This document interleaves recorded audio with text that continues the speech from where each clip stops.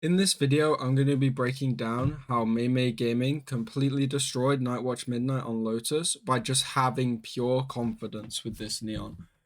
So, we're going to kick off in round number 3, and this is what Mei-Mei Gaming were doing a lot. They would get really aggressive towards one side, and then they would just trust their read. So if you see, look, the Neon, they get really aggressive. They see nothing towards A, they hear the orb grab towards C, the Neon's already rotating over, the Breach is already rotating over, and then Nightwatch, let me pull up Epic Pen, as I always forget.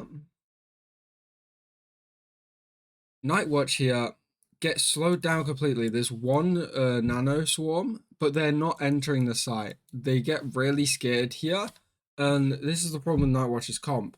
They have more of a slow, defaulty kind of comp. They can't play fast into certain areas. And this is what they're going to struggle with. They can't pop onto this site because they have like no real flashes. I mean, they have Vice Flash, they have Omen Flash, but they don't have like a Breach, a Yoru, like one of these characters that can just, oh, I'm going to flash through, my race can go in confidently and take the fight. And they get stalled out here in main. And even then, we're still slow on this execute.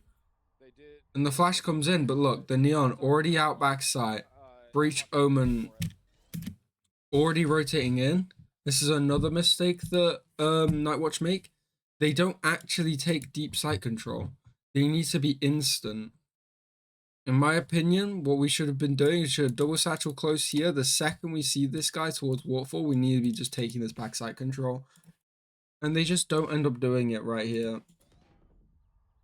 And this is going to help them get bonused. Because look, we have zero control of the site and all of Mei-Mei are here. They have this backside control. They're ready to walk out. The smokes are down. Like, we don't even have smokes. Because we popped the smokes too early due to the molly going off. And then all of a sudden, look, Mei-Mei grouping up, fighting forward. And it is close, but in the end of the day, 2v1. And the Fade loses it. Really nice 4K from Nor there. But that's this over-aggression that they're gonna like utilize and just storm through Nightwatch. And Nightwatch never really had an answer. Now, going into this round 5, Nightwatch called a timeout. And here, I will give Nightwatch props. Of all the teams that I've watched get destroyed in the league so far, which surprisingly has been quite a lot in like very dominant maps, Nightwatch fought back the most. And they actually had an idea off their timeout. They call the timeout, and then they're like, okay, Mei-Mei Gaming, they're getting really aggressive. Let's just hold for the aggression. But here, it's just a mistake as to their timing, right? They see the aggression towards C. They see the door open. They wait it out. I don't mind this. But we need to go, like, now. Obviously, we can see in the replay that all of a sudden, you know, Neon and Fade are already rotating out. You can't get the perfect timing. But look, the second we make contact with this breach, we need to be on the site within about 10-15 seconds. Because otherwise, these A players are going to instantly be back. And it looks like we want to do that. This is like a very questionable positioning from the team. Because right here, the Fades just commit the ult. But the race isn't ready to go out at all. I'm not sure what the comms really were, whether we're ready or not. But the Fades clearly altered. They're like, let's go in. And then the race is nading to break utility. And we just need to do this sooner. Or just ignore the utility. We can satchel past it. And yeah, we break it. But look, we're super slow. And all of a sudden, it's been 15 seconds. And we're not even on the site. And you can see these A players, they're already rotating over. We don't have this timing. We blind, we go out. But this is another mistake that Nightwatch make. They even pop the ult. Again, like they pop another ult. They use the Vice ult into this. And what they need to be realizing is, what do Mei-Mei Gaming have to counter them? Well, they have a Breach ult. They have a Breach ult. We've just Fade ult the site. We know they're backing off based off audio of when the Fade ult actually hits them. We know they're like in CT area about 2. We know it. We could know it's the breach based on how prowlers go, but you can't fully rely on that. But you've got to be aware, like, okay, there's no one on site. They're not fighting us on site. Last time they fought us on site heavy. What are they setting up for? Okay, they're going to be setting up for this breach ult. But we don't do anything. When this Visor comes in, personally, I think this is a bad Visor. I'd rather wait like until you're more deeper on site, so then you can get like a more aggressive Visor if you want to take further space. Because this is like a Visor to hit the site, but we've already used the Fade ult. But like what we need is we need to take aggressive space. We need to take a fight. On C, you can't just hold C from in a 5v5 retake just from sitting on site. You've got to have either CT control, waterfall control, a late lurk, which we don't currently have right now, or like very confident spam towards main, but that's really risky to do. So what I'd like to see here is we've saturated onto the site, but we need to push further here. This Fade needs to get here as well, and the Vice. All 3 of them need to come and fight this Breach and Killjoy. But instead, if you just look, we just kind of sit on site. We're ready for them to push us, but we're Vice sorting them. And then look, the aftershock comes in, the Raze is backing off. We have no backside control still. We didn't actually take any of this like little box here. And it just ruins us. And then our lurk gets caught out by the aggression from the Neon. And then all of a sudden, oh god, we're breach ulted, we're all stuck on the back of the site. And then we're just screwed. And it's a really nice retake from Mei-Mei Gaming. And Nightwatch, they had an idea. They were like, okay, we're going to play slow and then we're going to reclear. It's just they didn't have the next step. When they got onto site, they didn't do anything. Now, going into this round 7, Nightwatch are sick of getting run over, so they're going to call for a fight back. And Nightwatch, I like this from them. It's just wrong. Like, the ideas from Nightwatch are good. And it gives me a lot of hope that this team is going to be really good. We're like, okay, they're fighting us towards A. This time, we're going to fight back. But our comp isn't suited to that. First off, the Viper comp already, I personally don't like. I think Viper on this map, you need a lot. You need a very good Viper player to get value out of it over something like a Breach, a Yoru, and like other agents that are just more brawly style where, you know, a lot of this map is fighting and contesting space. So if you have a Yoru and a Breach that can flash and stun, you're gonna be able to fight for that space way better than a Viper. But a Viper is more of like a heavy pressure agent. Oh, you're pressuring that you could be lurking up towards A. But we never end up getting any use out of it because the way we play our Viper doesn't actually work. We don't throw the orb to cross as well. So we just end up struggling and then we can't even clear out A main on this aggressive fight. So it's a good idea. Okay, like in any other comp, I'd be like, yeah, fighting this is great. But they have such good util over at Mei-Mei Gaming that fighting back, I'm glad we gave it a go. I'm glad we know we have to do these things, but we have to do something else. Our answer isn't fighting aggressive, it's playing really slow. Because what Nightwatch do here is they fight for one piece of the map, they back up, they either re-clear it and then get shit on, or they just obviously go back towards C. They never have both control. So a lot of things that I did on A1 was if you won the A main fight and you also won the C fight, you just won the game. Because the defenders, they have to be spread too thin. And then if you can make it so they don't trust their read, it's great.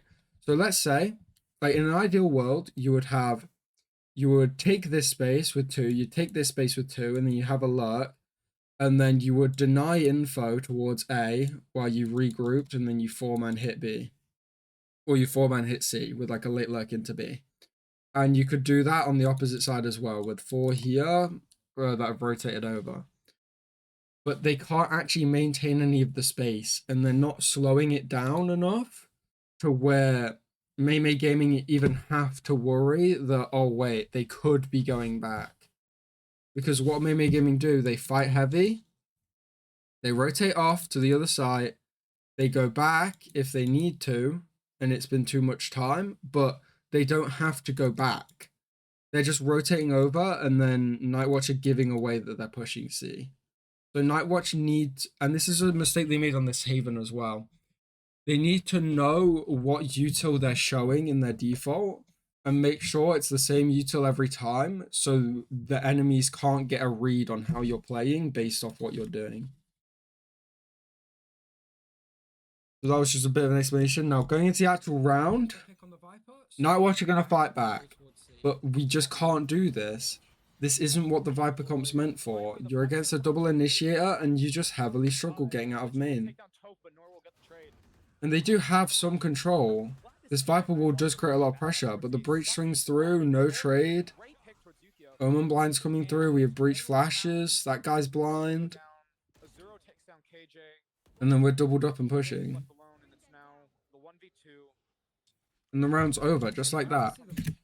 Because they fight, but they don't have the utility to fight. So, in this round 10, Nightwatch, they adapt. They can show that they actually know how to change up how they play. They know from the mistakes. Okay, last time we popped the Fatal and hit C, we were really slow. So this time, we're going to be ready for it. Fatal, and then we're instantly onto sight. And then the Omen blind is a bit questionable because we already had the sight. But then look here, it's a beautiful call. We're going to go into CT. But one fatal error.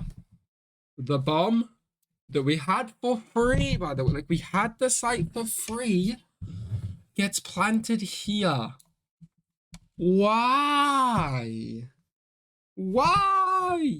Why do you do this to me, Nightwatch? We should be planting open. And this is our plan into the round. We should know, okay, if no one's here, we're gonna take PT control.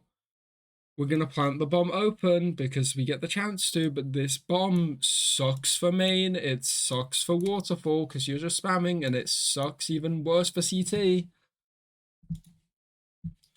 And we don't have this same coordination, right? The Rays and the Fade, they know, okay, we're gonna get aggressive on them. And then we just don't plant for it. And this is good. This is really good from Nightwatch. I want to keep this in mind. This is a very good round plan from Nightwatch. They know they have what's it? They know they have Killjoy ult, right? And they're pushing aggressive CT to stop them from it. And look, they take the CT control. And they force off this breach. But just look at our positioning now. This Fade is a bit stuck in the corner. I'm not sure why the Fade didn't commit with everyone else. Bit of a mistake, right? But we wrap Waterfall, but it's not like it's planted open. It's not planted for us. And then the Viper is like, oh shit, my Fade died. I've got to go back. It's not planted well. And then they end up rushing this fight. The Viper could sit back. They didn't even tap the bomb yet. And if they they have to tap the bomb here, then the Viper can swing. Then these two plays Waterfall are already rotated over. But that's just not the case. And then Viper gets blinded, run over. The orb is up.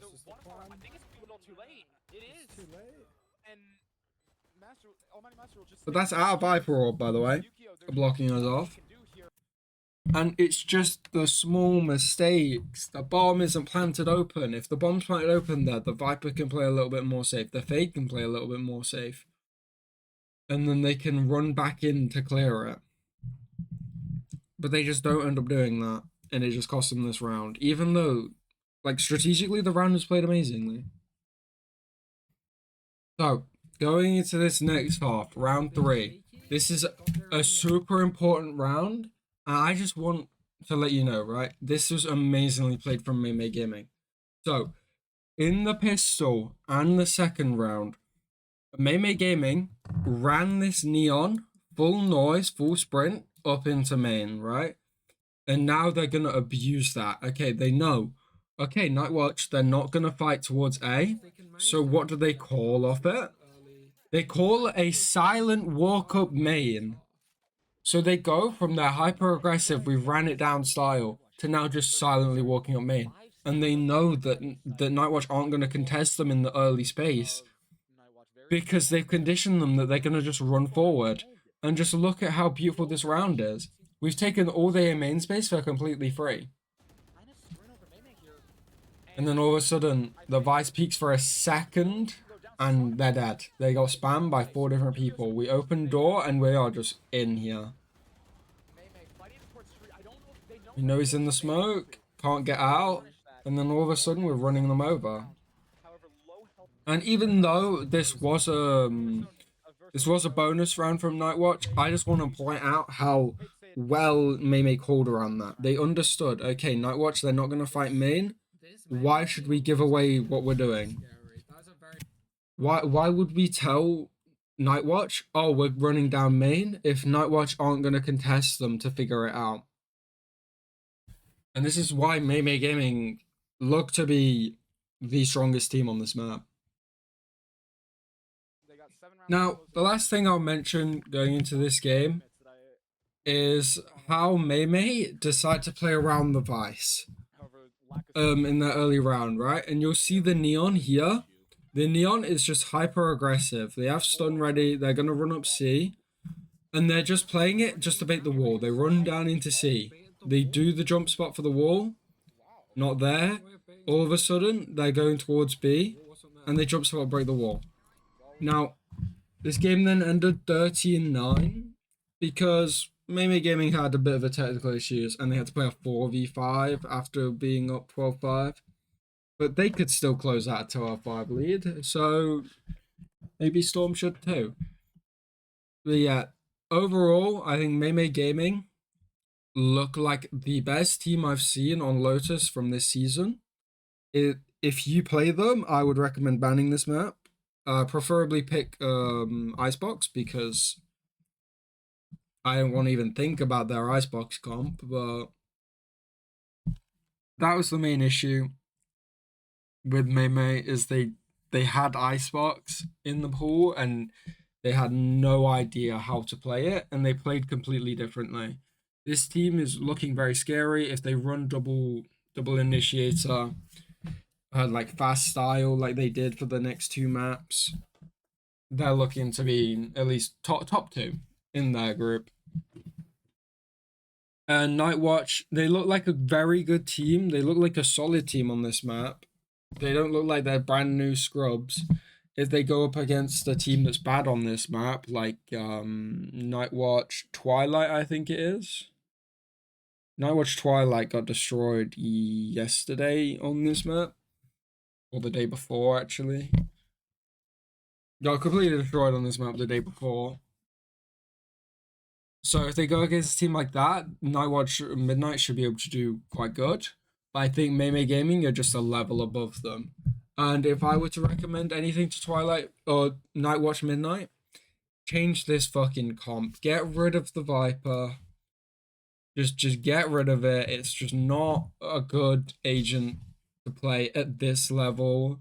I think you gotta lean into like Yoru, Breach, one of those 2, and you're just chilling. I think that's what you need, honestly, because the Viper is very slow map control, work up towards A while your teammates are pushing C. And the Viper just really struggled to do that in this game, and I doubt they'll manage to do that anywhere near to the level that they need to make up for like the aggression that Breach and Yoru can provide on this map. So that's it for the Mei-Mei Nightwatch review. Smash like and subscribe. Free coaching in the description. Tomorrow I might make a video on the Zero versus Radical game, but I think that might be a slop fest. And then I'll also make a power ranking video along with pick'ems for next week. I didn't make a video on the Loneliest Poets Nightwatch game because that game was terrible. I don't want to watch that bind again. If you want to see why they sucked at bind, just go watch my Zero Academy video. It's literally all the exact same mistakes, but for both teams on defense. And then for Lotus, I saw this game on Lotus and I was like, damn, this game's way better than whatever the Loneliest Poets game is going to be. So that's why I didn't review them. So yeah, free coaching. Go join the Discord.